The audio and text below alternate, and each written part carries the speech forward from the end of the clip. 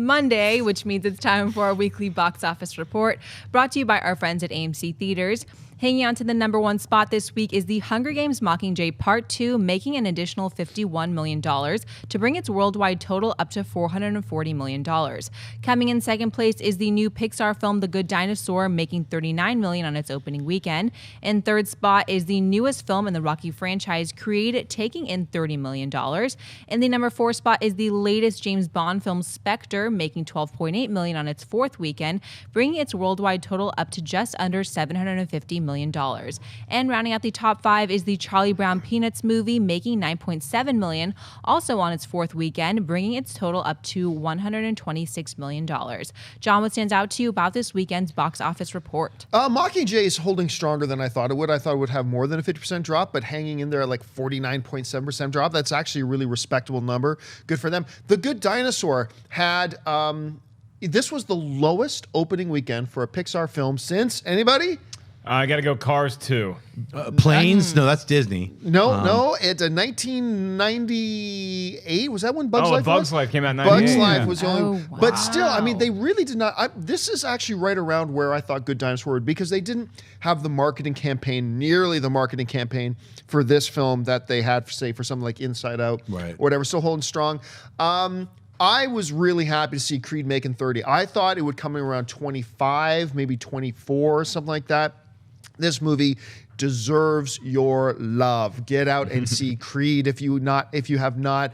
It's probably going to have one of my 10 best films of the year. It's just a fantastic movie. So those ones that stand out to me. Shnev, what stands out to you about this box office report? What stands out to me is what's not in there. Like, Victor Frankenstein opened? Where did that go? Mm-hmm. Where did it go? I'll look that up. So yeah, I saw Victor Frankenstein this weekend, and I saw Spotlight, and both of those films were really great. The Night Before was my favorite, one of my favorite holiday films. So, where's The Night Before? Did that? The Night Before opened last week, and right, it came in at number 6 this weekend with $8 million. Victor Frankenstein opened on almost 2,800 screens and made $2.3 million. Yeah, it was, nobody went to go see Victor Frankenstein. Those it are came like in Gem and the Holograms. That's Gem and the almost. Yeah. Yeah. It came in 12th place. Behind Love the Coopers and The Martian in its 9th week. Wow. Victor Frankenstein did not fare I'll so say well. this about Victor Frankenstein. It's a really fun film. I felt the same way. I got a chance to see it. It is not like I, Frankenstein in any way, shape, or form. So if you want to see a really fun, kind of off the beaten path kind of look at Frankenstein, check out Victor Frankenstein. They should have just called it Igor and Frankenstein, because that's what it felt like. Oh, that would have been a cool time. Igor and Frankenstein. Or just even Igor. I mean, it's one of these things where it's like, it really is like both of their stories. I think at one point, if I'm not mistaken, I think at one point the working title for the film was Igor. Wow. Well, they should have kept it, because, I mean, it makes sense. It's like Igor and Frankenstein is like, it really was a fun, like, buddy picture, but like these two crazy people like coming together and then making a monster. So it's a lot of fun. And I hate to say it, but you should have just taken Frankenstein out of the title, because classic movie monsters are getting such a beating right now with all these bad movies that have come out about them, or Dracula, or the Wolfman, or Frankenstein. So just don't call it Frankenstein, because like you, I enjoyed that movie. I'm bummed that it did so poorly.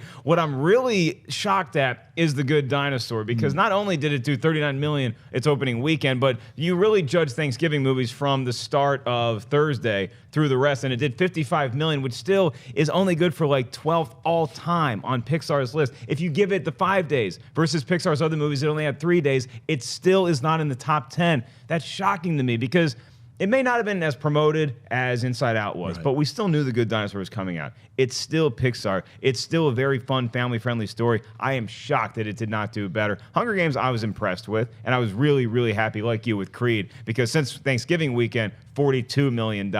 It's earned every cent of that. It's a great movie. Yeah, Good Dinosaur will have legs.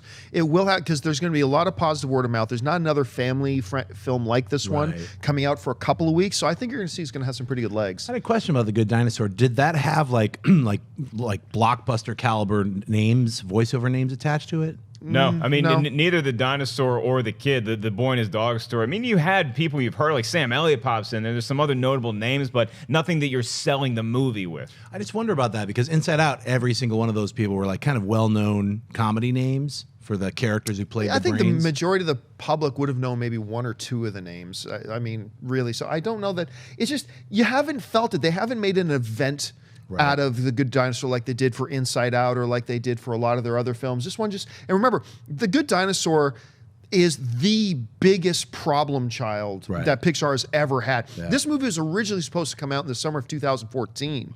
They went back to the drum. This was like Zombie or World War Z, where they went back and just like ripped it all up and just restarted again. They removed the director they had, the director who is still with Pixar and still has a great relationship with Pixar, but that wasn't working. And they, like, remember Jonathan Lithgow was supposed to be one of the main voices. Right, they replaced all the voices. They replaced, I mean, this was from start to finish, and it almost felt to me like they were just like, just put it out. Right. And and because of that, I was not expecting much out of The Good Dinosaur, and I really enjoyed it. Again, not going to be known as one of the great Pixar movies of all time, not even in my top 10 of all-time Pixar movies, but that's an impressive list anyway. Sure. But a really charming, fun film. I really encourage people to go see it. Better than A Bug's Life? Yes, I'll say better than Bug's Life. I think that this is the first time in history that Pixar's released 2 movies in 1 year, but I'm not sure. Do you guys think that that added to like the numbers not doing as well as usually a Pixar movie would? They better hope it has nothing to do with it because their plan from now on is to do 2 a year. Oh, okay. So you're right. This was the very first year they've done it this way. To facilitate that, they were supposed to have 1 movie last year, 1 movie this year, and then 2016 was supposed to be the first year that they had 2 movies out, but they bumped it. So this is the first year. So they better hope that it had nothing to do with it because that's the new plan. Right.